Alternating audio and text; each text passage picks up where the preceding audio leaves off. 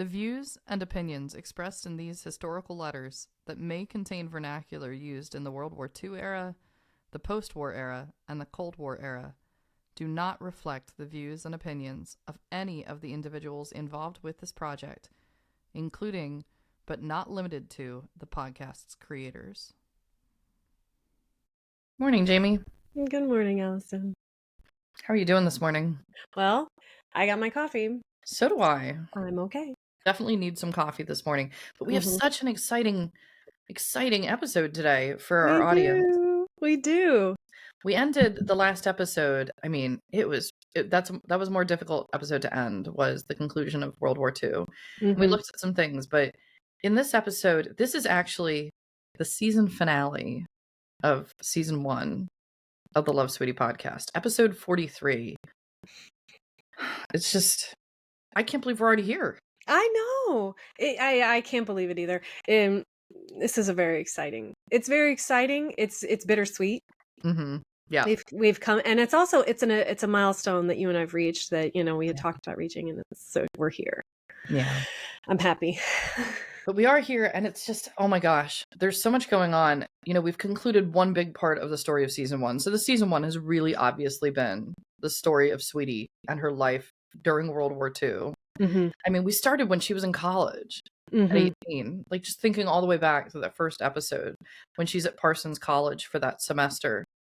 And we've gone all the way through Atumwa, through her marriage, through Lew, her husband, being in the Navy, going to Kansas, becoming pregnant, him going overseas, all of this, 41 to 45, a big, big time period. And here we are finally on the other side of World War II. These are the last letters from 1945. Yeah. So I know that there are people out there who are like, yes, I'm waiting for this, because this is this episode is it's going to be really good. Yeah. And it's a beautiful, perfect way to end season 1. And I will say, season 2 is going to start next week. So for those that were thinking, are they going to put a gap in between season 1 and season 2? Nope. We're going to go straight into season 2 next week with 1946. But today we're going to finish 1945. And what an incredible way to finish the storyline and what's about to happen in these four letters that we have today.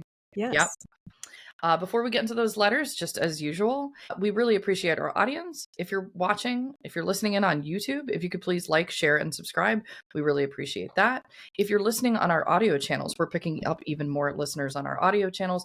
Please leave a review if you have the time to do so. We appreciate that. And of course, please go to our website, especially after this episode. You're going to want to go to our website, especially to check out those photo galleries. And that's going to be at www.lovesweetiepodcast.com. Without further ado, though, Jamie, let's get into these letters, because we have left Sweetie in the hot Iowa summer, pregnant, and the last thing we knew was that Lew was still in England. So we're going to pick up the story about a month after the last letter that we read in July, because now we're in August of 1945, and Lew's going to give us an update. Fraser Barracks, Navy Yard, Boston, Massachusetts. Dear Jean, just a few words to keep you abreast of my whereabouts, etc., etc. Yesterday they moved us down here to Fraser Barracks. You see, they are making a discharge center out of the Fargo building, where I was, so in order to make room, they are going to move everyone out to make room for a bunch of discharges. I don't mind saying that I don't like this place one bit. Aside from my imbecilic duties, I have put up everything else imaginable too numerous to mention.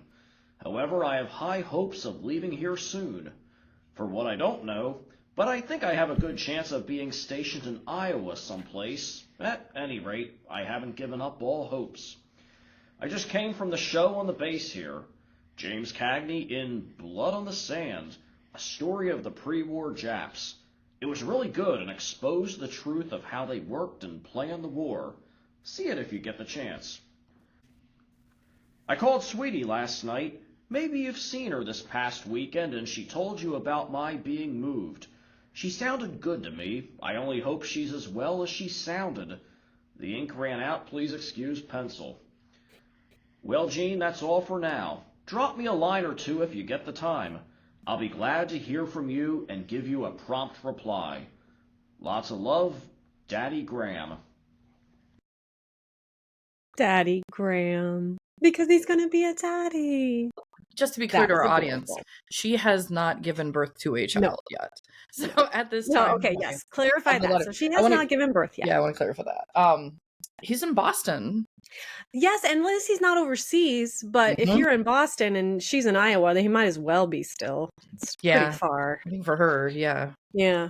But at least he's stateside. Now, we also notice he's still in the Navy because he's saying, I'm not sure where I'm going to be stationed yet.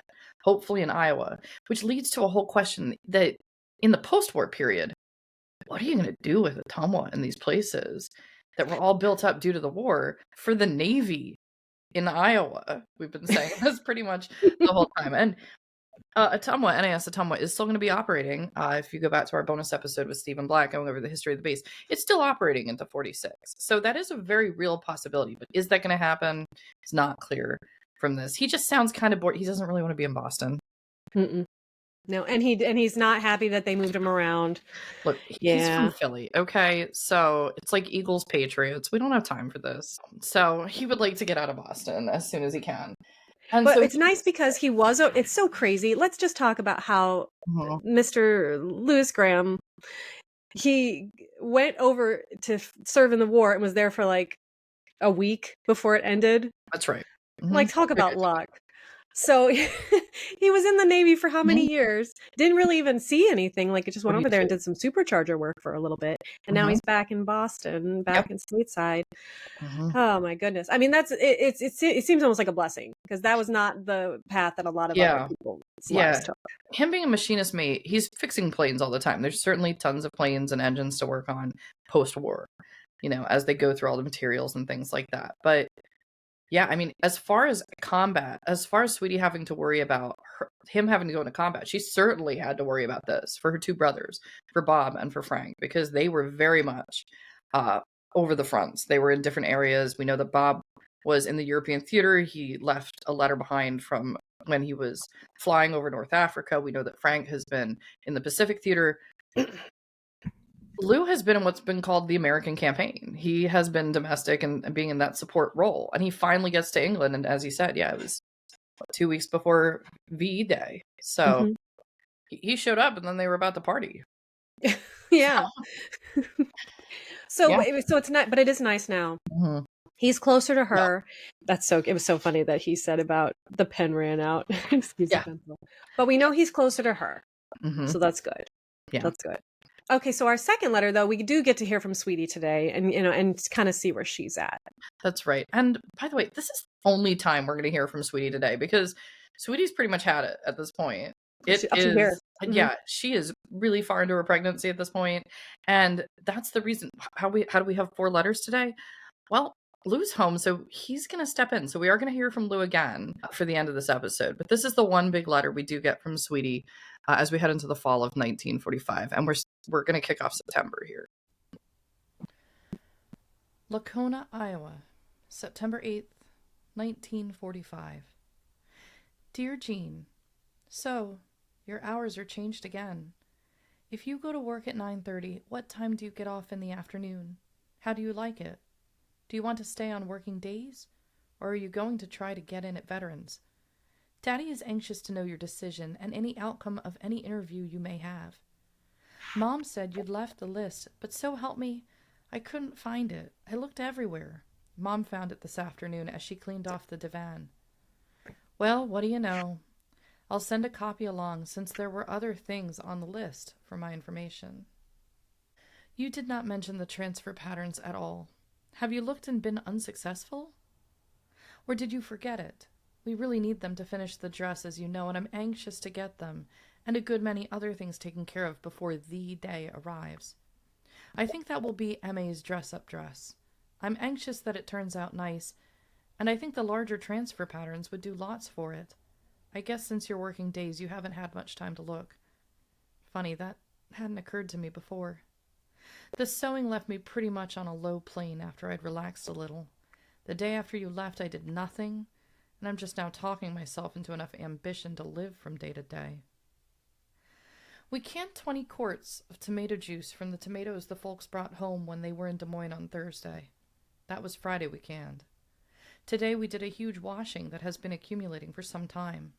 I also washed my baby dresses and slips and 3 pillowcases I embroidered. We sorted through the bushel of peaches the folks bought in Des Moines and found that some of them had to be canned. We got 4 quarts. The folks expect to go to the farm sometime tomorrow. They haven't been out there since the evening we galloped down and puffed back up the hill, and Daddy is quite anxious to get out again. Guess I can't take it. I'm looking forward to getting some hay down. But I like to know I can go flap if I need to. Incidentally, when I'd rested up from sewing, my ankle swelling left, and now they're fine. I had a typical letter from Maida today. She said, "Soon I'll be declaring my holiday. She hopes Lew will be here with me. She hopes Frank is home by Christmas. Today's a scorcher." Yesterday she was at her sister's sewing, making a dark green 3/4 length maternity swagger coat and a chocolate brown wraparound jumper and a gold blouse. Need only hems. Canned corn today. She had 9 pints. News is scarce. Love, Maida. And I had to have a break here because Yeah. every time she gets a letter from Maida, she's like, typical letter from Maida. And it's funny because it's exactly the same letter that we're listening to right now. I did some sewing and I did some canning and oh my goodness. And it's Yeah, it's really funny because I do know, like, there's a good relationship here. It's just really funny that during this time period, Maida's very similar to her. That's what, like, you're picking up on. Mhm. And sweetie, she's like you. So Yeah. it seems she's like you a lot. So yeah. It's It's just typical. really funny. But Yeah. yeah, it's cute. It's funny. It makes me laugh. Yep. But yeah, you can tell even from and I love how your tone of your voice really reflects this. She's Oh, I was wondering tired. if you got yeah, I was trying to Yes. pour exhaustion into this Mhm. reading because she is tired. She says she doesn't have the ambition. What was it about the ambition there? Reading just from our copy of it here. Yeah, the day after you left, I did nothing, and I'm just now talking myself into an ambition to live from day to day. She is wiped out. But then the very, very next sentence is, we can 20 quarts of, you know how hard it is to can 20 quarts, Oh yeah, of tomato juice? my parents built a canning station that they could take outside and can, like, peaches. They did a lot of peaches, and we did a lot of pickles. We did canned tomatoes. I don't think we did 20 quarts. Maybe I could be wrong. I'm sure my parents will correct me if I'm wrong about that. It's a lot of work to do canning. And then It's a lot and it's hot. it's hot because you have to, there's a lot that goes into canning with, like, what, if I recall correctly, it's like a lot of boiling water and things like this, to seal it in right and all of this kind of stuff. And it's September and she says it's a scorcher. So yeah, it's just too hot to be doing all this. It's fun. It just she's like, I don't have enough energy, but yet they did all this Oh, stuff. and then we did all this stuff. Oh, that poor woman. Yeah, you can hear it. You can hear it. Yeah.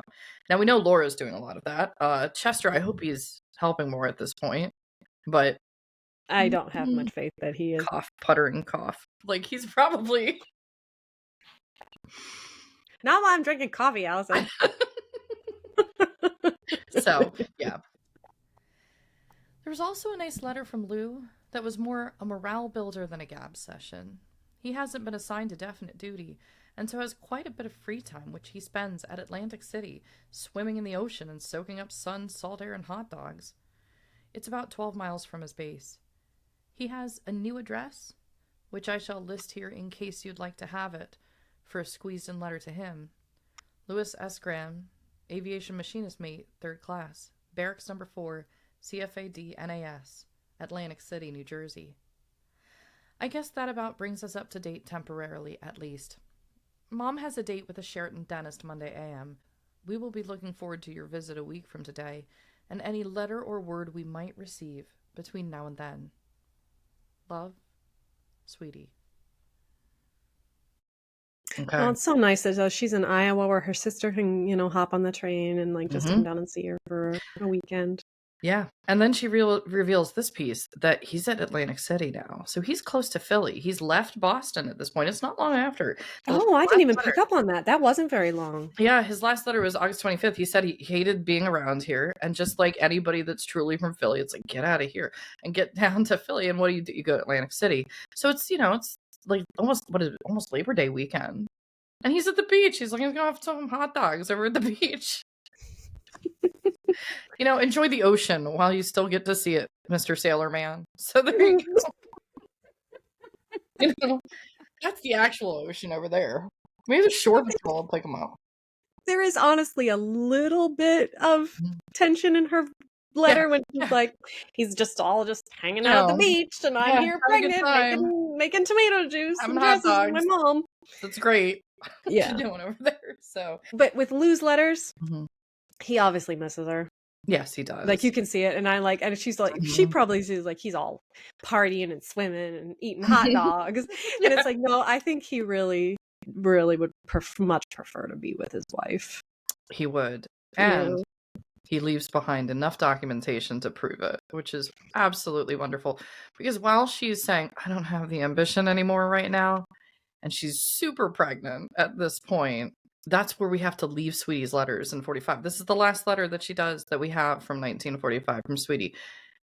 But as I indicated before, Lew picks up the slack at this point because he might be having hot dogs, and chilling in Atlantic City. But he's going to leave 2 more letters for the end of 1945 back to back. We have one from September 12th, which is just 4 days after Sweetie writes this letter, and one from September 13th. And so I'm going to start up the letter from September 12th.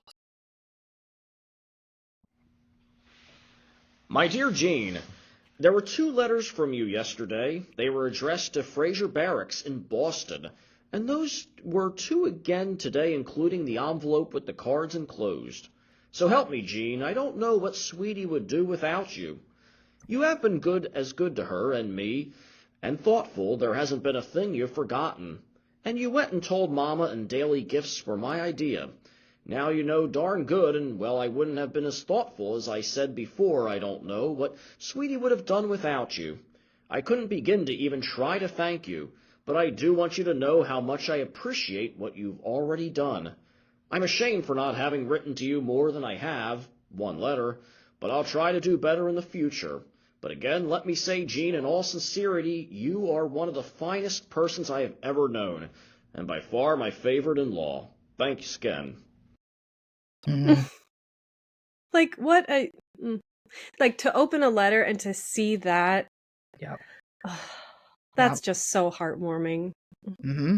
So sweet. And she's also covering for him because she had this idea, which is as Sweetie approaches these last few weeks before she's expected to give birth, that they're going to work out this system of daily gifts to make her feel better. And even though it's pretty clear from this letter, it's Jean's idea. She credits it to Lew. So they're just completely like, we just got to keep her happy. Yeah. Jean knows exactly. She just got that letter 4 days earlier from Sweetie, or 3 days earlier, depending on the mail. He could have sent that letter over. I don't think he did, though, because it was still in Jean's collection. Otherwise, we wouldn't have seen the letter from Sweetie. So, yeah, I mean, he knows exactly what her mentality is. And Jean's keeping him clued into it and saying, let's keep sending gifts. Let's keep sending gifts. And he's like, you're the best. You're the best. This morning I sent you a package from here. It contained a bottle of perfume, Wildflowers, that I got at the PX. It cost $3.45, and the lady said it was good stuff. I hope so, not knowing much more about that stuff. I was going to buy a small bottle of Cobra up in Boston for $3.85, but I wasn't sure if it was good or popular. I hope it's all right. It's the best they had here, and about the only thing suitable for a gift, outside of loud jewelry and manicure sets. Sweetie never uses fingernail polish and little ring I bought in Boston at the PX. I didn't know whether to send it before or wait, so I sent it on to you. It can be one of the daily gifts. The gifts you've already gotten sound nice, really. I'm at a loss for suggestions. However, if you do see anything that you think Sweetie would like and is too expensive, I want you to get it anyway and let me know the difference. Don't forget now, no holding out on me. I know $20 isn't going to go very far, and if I catch you holding out on me, you'll be sorry. The rose a day is a very nice idea, or maybe alternate each day. Rose, carnation, etc., etc., and I'll send her 24 red roses the day the baby's born. What do you think of that idea? I wish I had written you sooner on this, but as I said, I'm not very thoughtful, and now I have to suffer the consequences. Let me know as soon as possible. Listen to me, will you? If you can possibly find a good iron GE, I'm sure she would appreciate that. I know they're hard to find. If I could only be there and we could go shopping together, I think I could be of some help, but really, Jean, I'm at your mercy. It is I who am asking for help. I'll go my best in filling out the cards. I hope I don't bungle the whole thing up after you've worked so hard on it. This is nice. We kind of see like how they're working out the daily gifts. Mm-hmm. Yeah, we actually get that. There's two parts of this. One is he's out shopping for the perfume bottles, and I can't help but like picture this little scene as he's just totally out of his comfort zone, and it's very, very apparent. He's just going to like the sales clerk, the customer service woman at the desk, going, "Do women like this one?" You know, like 'cause he does. He's been, she doesn't really get dressed up. They don't really go out all the time. They go to the movies. Mm-hmm. You know, so this is something that's like, okay, maybe I should get her something like this. Like, is this a good one? Well, he did for their first Christmas together. He got her perfume. He got her perfume. So, so yeah, I mean, perfume. So, and she liked it. So, and he knows. I want you to pay attention too. He's like, I'm not very thoughtful, but he is like, she doesn't wear jewelry. Yeah. There's jewelry and she doesn't wear it. And he's like, a manicure such, and she doesn't really. So he's not. So he is thoughtful. He's trying. Yeah, he's definitely trying. And I think that the perfume. I just love that it's $3.45. Yep, for the one bottle versus the other. And I did look up at one point. I had looked up the Cobra perfume. Like it was definitely one of those things out there. But I love that he got the wild roses because there's a little, the wild flowers connects back to Iowa. I'm sure he didn't intend this, but the unofficial state flower of Iowa is the wild rose. So the fact that he's sending that instead of the one called Cobra, I think is probably nicer. And it's also in keeping with what he ultimately does. And we get this beautiful scene. And I love that this episode is going to air 2 days after Valentine's Day for 2025, because he says this line, "I'll send her 24 red roses," which is the name of this episode. It's just a beautiful, beautiful sentiment. So to stretch things out, but to bring in the significance of the time, they're giving a flower each day to her. And then on the day the baby's born, the plan is going to be the big bouquet. And the color red is going to carry through into future gifts all the way through. That's going to carry, it's going to become a thing. That red color, whether it's in jewelry, whether it's in plants and things, as it comes up, all across the years, to me, ever since I read this letter, harkens back to this is the significant color because of this. There's Graham green, which I'd mentioned before. The Graham green. Green. And then there's the red roses and the color red everywhere. So it's really neat to see that symbolism show up here. That is so cool. Yeah. Because you're right, the color red is very prominent in like their relationship. Yep. And it's funny because when you go and find your treasures, this was actually something that was Sweetie's. Yep. That you found. And I keep it next to, and this is a Ram's Head perfume flask from Sierra. And I'm just going to pull it out real quick just so you can show people. And this was sweet, and this is perfume. So I think that she kind of maybe, like, perfume was kind of one of her things. Yeah. And it's in this beautiful red box. And I keep this next to, I keep this on my desk. Oh, that's great. As a little reminder, like, of her. Because it's a very powerful color. It is. It is a very powerful color. And you know what the thing is about, I love that you're bringing in and tying in the perfume bottle, because I was just thinking about that. It's not something she would have bought for herself. So it's highly likely that perfume bottle was one of the gifts from Lew later on in the life. So they're both kind of connected to that little item. Yeah, but the color red, it permeates everything in the storyline. So anytime our listeners, as you're listening through and there's gifts and it brings up the color red, it's nice to think back to like what that really means is when that color is specifically chosen. It really means a lot to them. And I think it all originates, my philosophy, my theory on this is that it originates in the 24 red roses, is this thing that's going on about the time that she's about to give birth to her first child. So yeah, it's a beautiful sentiment, but it's beautiful. He's thoughtful. Yeah, he's too self-defeating, but he's thoughtful. So. Mhm. Sweetie is going to try to arrange a leave for me through the Red Cross.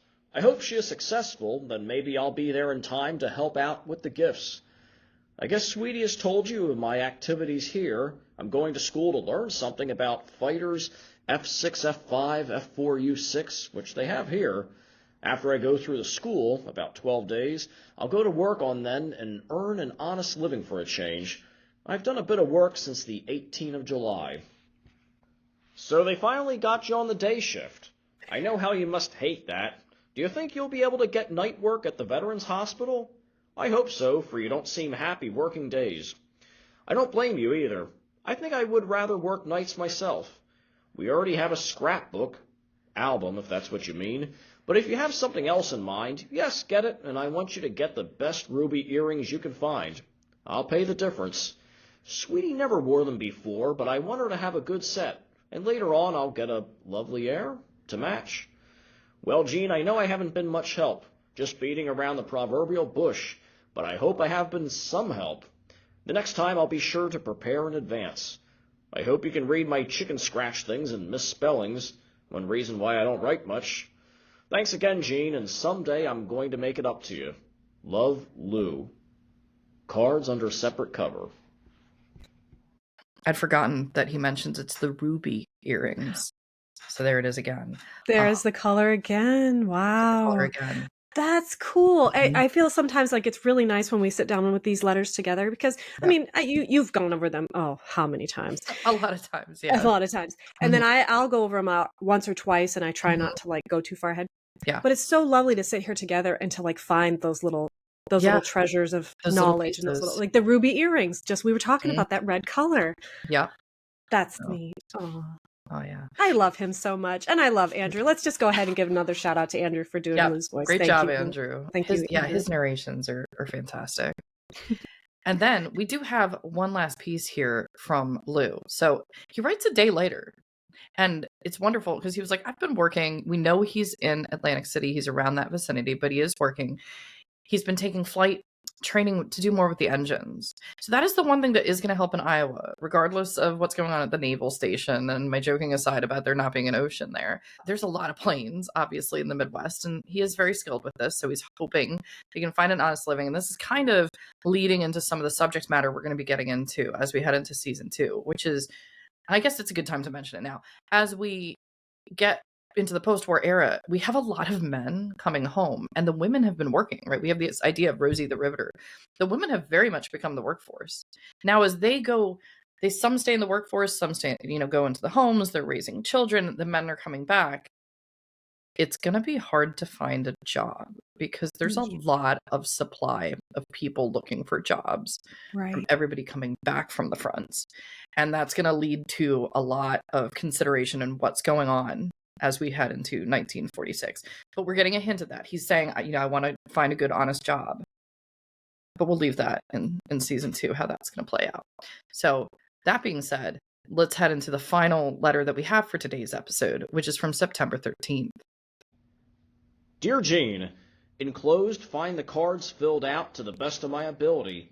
My feeble mind doesn't work any too fast, so it took quite a long time to figure them out. As you can see, I have fouled them up royally. We are 2 cards and gifts short. However, I think we will be able to get there before the 8th day and then in time to save the whole plan. I hope you don't mind my putting 2 gifts a day. I always did exaggerate a little, and I guess this was no exception in the meantime.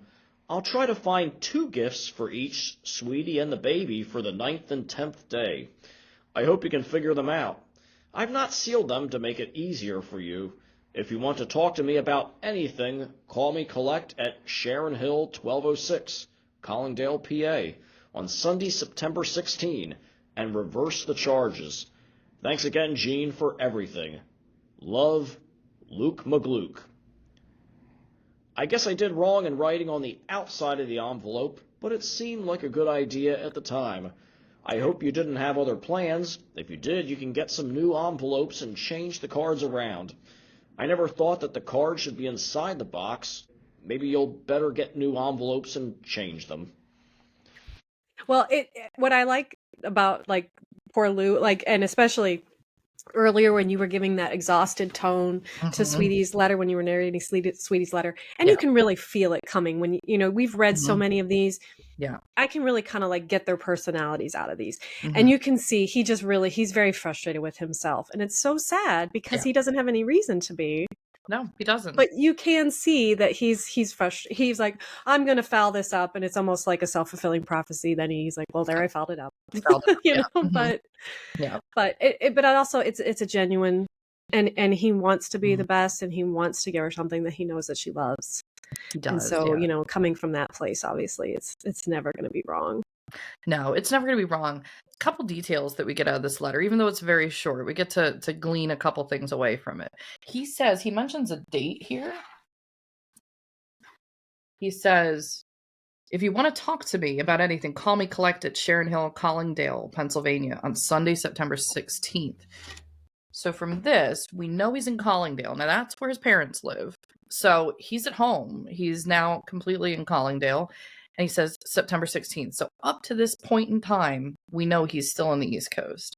So at least we can kind of track where he is from Boston to him being in Atlantic City to now being at home with his parents, because the only reason he'd be there is if he's staying with his parents in Collingdale directly, which is Delaware County for our listeners that haven't potentially listened to other episodes, right? One of the suburbs outside Philadelphia.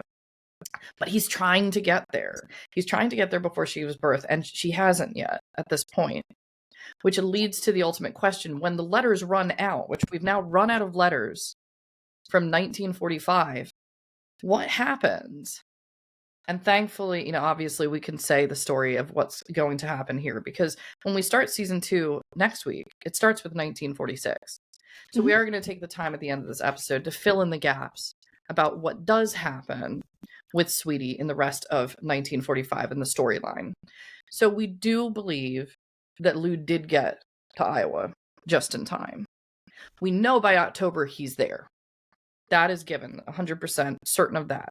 But we do think he got there in time, because at the end of September 1945, Sweetie does go into labor, and she winds up in Des Moines. She's at the hospital, which is what she wanted. Where she wanted to be. Check. So we can confirm Sweetie was at the hospital to give birth to her son, who she names Lewis Sidney Graham Jr., as she planned, healthy baby boy, as they'd expected, and Chester helps deliver him. And Chester's name is on his birth certificate. So Chester's also getting probably his way here as well. But so the grandfather delivers the grandson at the hospital. At the hospital. What she wanted. In Des Moines. Yep. I wonder what the story, because she couldn't just be in Iowa or in Lacona. I guess they could drive. Like an hour drive from Des Moines. An hour drive. Lacona. Yeah, I mean, Des Moines is about an hour drive north today of Lacona. Well, so, it's kind of funny though, because I live where I live. I'm about 35 miles outside of Pittsburgh, and I delivered in Pittsburgh. So, and that's about an hour drive. Now that I think about it. So, I mean, but that's this time, not that time. Right. You know, it's an OB. Like her dad's an OB in a rural town. He could have delivered the baby pretty much anywhere. He's ran over to OB cases and handled him. She's relieved that she's at the hospital. That was her plan. So we know Jean has to be there. We know we can sort of set the scene of who's here. The baby is born and comes into this world at the end of September. And we do have photos to bring up that are actually from October of 1945. And we know it because not all photos are stamped with the date. These are. They're dated October 1945. So we finally can bring up on the screen now, Jamie, the first baby photos and the scene that's going on when they're back in Lacona. At this point, Lew has joined them. And we get to see these first images of Sweetie's life that has totally changed at this point. I think that's fair to say. So let's start with these. We get to see the first photo of Sweetie herself, which is this one. And she is very, very happy to be holding her new baby. Good baby. Yeah. So he's sleeping. That looks like your dad. Yeah, right. It's like his little face. Yep. And there's her, she's wearing her glasses. So Well, she's glowing. Oh, yeah. I mean, and even a black and white photo. Mm-hmm. So beautiful. Yep. And so I'll bring up the next one here. And then I would go to Lew, but I think it's really important that we get to see. We will see one with Lew here in a moment. But I mean, the rock star. This is Jean holding There's the baby. Jean. Oh. Yeah, against the blanket in the background. So the moment I saw this photo, I was glad to see it. There's actually not too many photos of Jean from this time period. What a perfect photo. But this is absolutely Jean holding the baby. So she's at home in Lacona at this time, having a visit, no doubt. Finally getting away from her work, but she likes her work. She's doing very well as an RN. And then we do also get to see that Lew is home at this point in Lacona with Sweetie. And we get this wonderful candid shot of Lew holding the baby as well. And you see the arm too, holding up the blanket. They're just making that as the set. Yeah. They got the Yeah, everybody's got the blanket in the background. And he's so tall. He's very tall. Mm-hmm. He's so tall that, like, when they were down there, they were kind of like, it's so funny. I'm like pointing to the screen like you guys can see. But yeah, like he's so much taller and stuff, so they had to kind of back up. But look at that. That's his son. Yeah, that's his son. And for our audio listeners, all these photos are going to be on the website, so you'll be able to see it there. But yeah, it's really all of these individuals holding the baby. And it's just like, he's such little fingers. Like, I know his little fingers are all up his nose. He's like, what is going on? Why do all these people keep holding me in front of this blanket? Like, I'm so brand new. What is happening? It's hot out here. So it's really nice that Lew. So this was in October. So he made it. He's home by October. At the very latest, he's definitely there by then. And it's wonderful to see that photo. And then everybody's taking turns holding the baby at this point. So of course, we got to see Laura here, because she's working hard. Again, in front of the blanket from a different angle. Beautiful grandmother holding the baby photo. So that's Laura, Sweetie's mother. Look, she's so happy. She's like, look at this little guy. Yep. He's a cutie patootie. That's it's so funny. I mean, when I was younger, I really couldn't see that, like when you see a baby, you're like, oh, it's a baby. They all look the same. They do not look the same. No. You can see like these features in the young babies, and like kind of like go to like when they're adults. It's really cool, and I can see it. I can see it, and she's so happy. Look at her in front of the blanket. And we talked about this quilt in a previous episode. Yeah, they were working on the quilt, so they're putting that quilt to good use. Yeah, they certainly are. And then we have, of course, the doctor has to make his assessment as well, and he's gonna give his pose with the baby just like everybody else. Except not just like everybody else. He's gazing. He's probably the only one that's not looking down at the baby. He's looking off into the distance. He's saying, "This kid's gonna be a Mason." Like. I'm just glad he delivered the baby, so I'm just glad that he's like, he's like, this baby looks like he was delivered by a good person. Yep, and he's wearing his tie. He's all. He has to wear his tie because first impressions are important. Yep. But yes, this is, and it's in front of the blanket again. I like how everybody's got there. Yeah. And then just to see the baby himself, this whole time the baby's asleep for our audio listeners, and it has a somewhat frowny face on. Yeah, he does. Not unusual to the face I see from my father many times. That has stayed through all of the years. We do get to see the baby while smiling. And there's a story behind the smiling photo as well. And the story was passed down, so it's the oral history, I would say, of how exactly to get a baby to grin so much as this. And what a happy expression this baby has on his face. And the question is, how is this baby so happy for this photo in the 40s? And the trick of it is, it's the blanket behind. There's a reason there's a blanket behind him and nothing else. And the reason the blanket is behind him is because there's two people in this photo. You just can't see one of them. Jean is under the blanket rocking the baby, which is why he's so excited to have this wide grin on his face, because he's getting bounced by this woman. And Chester, no doubt, is the one taking the photo. So there's a whole scene that's actually going on here to produce such a perfect smiling photo. And the hidden person we cannot see off stage is, under the blanket is Aunt Jean. So now officially, Aunt Jean, she's just been so helpful. She's been super She's given helpful. us so much. Mm-hmm. But maybe one of the most important, I would say, pictures. And I've heard from my father that of all the photos that they had, Sweetie had a favorite photo, of course. This, as far as we know, was Sweetie's favorite picture that she ever had. It's a beautiful picture. Yeah, I the love it. three of them together, the family. So now we have Sweetie, Lew, and Lewis. And that's how he's going to be known. She's not going to call him Junior. They're not going to do that. Lew was always just known as Lew. We saw it in the letters. So why not? You know, his full name is actually Lewis. He was just always known as Lew. So they're going to use the full name Lewis to refer to the son. And so moving forward in the podcast, when we're talking about the three of them, it's Sweetie, Lew, and Lewis. And that's how you can distinguish in the letters what's being referenced, the father or the son, based on the name that's given. But what a wonderful picture. I absolutely love this one. You know, it's very relaxed. It's very natural. And it was her favorite. It's a perfect start to season 2. It's It a perfect is. start to 1946. It is. But before we leave 1945, we do need to mention 2 pieces of news that are very, very important to wrap the story on something else that we talked about around Christmas time of 1944. And it is a sad piece of news, but I don't think it's unexpected based on some of the earlier communications. So Samuel Graham, Lew's father, had been really, really sick. And they didn't think he was going to last that long. It's actually probably a bit amazing that he lasted as long as he did. But he is going to pass away. And he is going to pass away, and I have the date here. He dies October 5th of 1945 at home in Collingdale.